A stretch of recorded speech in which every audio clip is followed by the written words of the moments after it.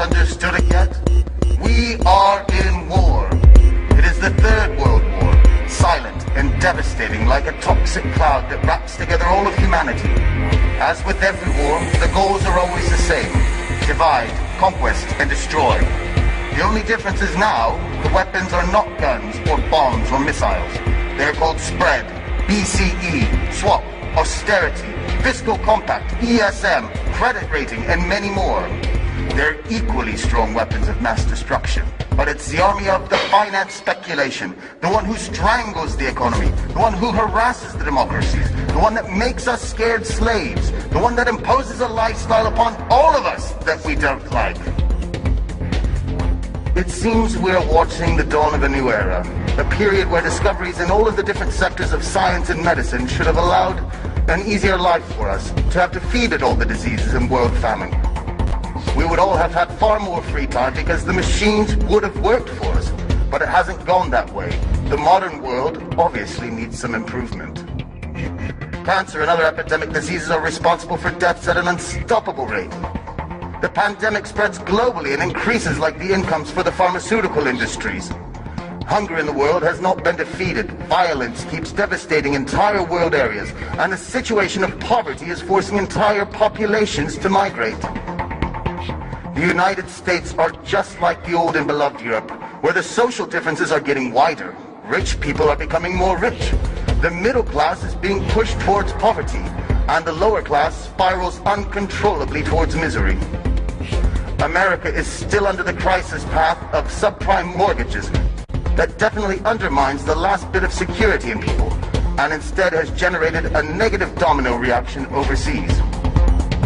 On the other side, the European side, the EU states themselves are so strangled by debt balance sheets that a big part of the state income is destined to pay just the interest without any possibility to reduce the debt itself. America and Europe should have been the ones supported by the rest of the world. Instead, they have been crushed by the most powerful financial crisis in history, which has brought social and cultural implications still to be fully understood. Are we so sure that the American and European situation had different origins as the media wants us to believe? Or instead, are they just two faces on the same coin? Maybe it's the final attack for the world supremacy from an entity that doesn't have a flag or state or affinity. The New World Order, the one of finance, which has slowly taken control, taken it away from the politician, which has in turn become a slave to the system. Nobody tries to raise their voice. No single representative of the sovereign population dares to speak up. But I will.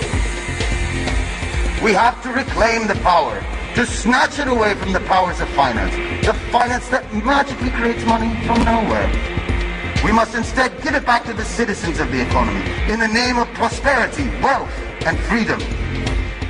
No political leader will ever say that money is being printed in a private institution. However, the European Central Bank is private, and the American Federal Reserve is private, and yet the banks flutter on nothing.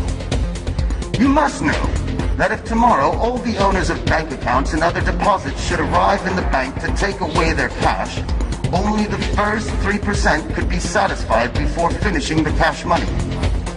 Don't believe me? Have a look at what Cyprus is facing now. More countries are destined to follow.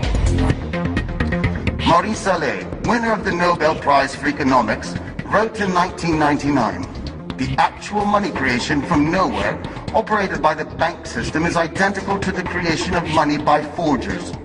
The results are basically the same. The only difference is who gets the profit of it."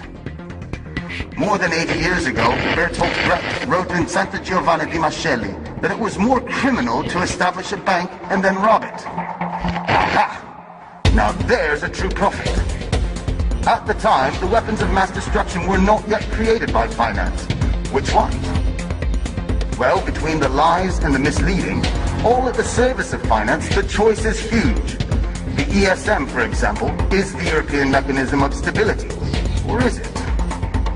The new Save the State funds, or as we all know in reality, are the bailouts to help just the banks and businesses. Just take a look at Greece. For all of this support, 52% goes to the international banks and to the business owners to help them, to reward them, to save them. There is 23% which goes to the European Central Bank. Then there is 20% which is designated for the Greek banks. And finally, just a meager 5% actually goes to the Greek state and their citizens. Something, or should I say some things, are clearly wrong here. You must understand something. The user is only afraid of one thing, which is that his client will die. The user has to constrict them so he can make them a slave, but the client doesn't have to die. I'd like you to keep in mind something very important, which is when all of us are asked to tighten up the belt, is Europe asked to do the same? This is bullshit. Sometimes there's a gentleman who asks us just that. Mr. Van Rompuy, President of the European Council, elected by governments and not by the citizens. This person has been called out publicly by a British deputy in 2010 as being, quote, expert, capable, and dangerous, the silent killer of European democracy and European nations. No. He is wrong. He is just another slave of finance. A slave of the big banks, of Goldman Sachs, One for All, the big names, Bilderberg, Aspen, Trilateral, and these names, these conspirators, they all want us to believe that it's a lie. Conspiracies, as they call it, but instead it's all true. We are familiar with one of the big, powerful people in the world. 50 years ago, in 1963, President Kennedy signed the 1110 Act, where he took away the exclusivity from the Federal Reserve and gave the Treasury Department the faculty to print money. This was a big strike to overpower the Fed, which, by the way, is a private bank, and also the banking system. It was June 4th, 1963, and less than 6 months later, President Kennedy was killed. Coincidence? Obviously. You must realize that changing politics is simply not enough. Even swapping out the old caste in the current parliament won't work. The real revolution is an internal act. It is in our conscious, and it is based on changing our mental perception, to pass our egocentrism, and to acknowledge what is the final goal in our society. Not the profit for a few, but a wealth for all. You, just tell me, are you happy? So, from this moment, since the finance started the war, I declare to the men and women of power, so big, so few, so timid, with what weapons shall we fight back? With the power of information, with communication and the sharing of my knowledge, with all of the people in the world rising up as one voice. Now, they know that I know, but now you know as well. My friends, happiness is freedom. Freedom is still in the distance, but the choice has been made.